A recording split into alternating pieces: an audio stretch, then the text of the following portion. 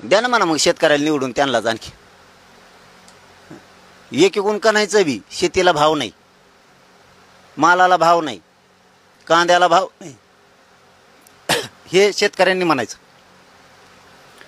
पीक विमा येत नाही, नुकसान भरपाई येत नाही, म्हणायचं कुणी? शेतकऱ्यांनी. मतदान कोण करतंय? शेतकऱ्यापेक्षा मोठा वर्ग आहे की ह्या राज्यात? मतदान तुम्हीच करणार. झटका दाखवावा लागतो. मराठ्यांनी कसं केलं तर लोकसभेला दोराळाच. तर शेतकऱ्यांनी जर एकदा ठरवलं वाजून टाकायचं यांना कलास, शेतकऱ्यांनी ते मनावर घेतलं पाहिजे तर आपल्यात सुधारणा होती.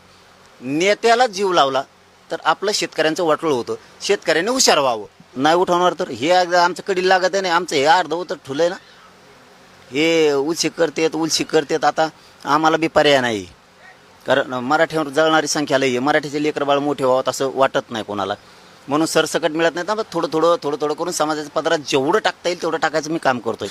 थोडं हे थोड्या दिवसात 6 महिने वर्षाचा आधी तुकडा पडेल सगळा. मग शेतकऱ्याच्या याच्यातच मी मग बघतो कसे प्रश्न मार्गी लागत नाहीत.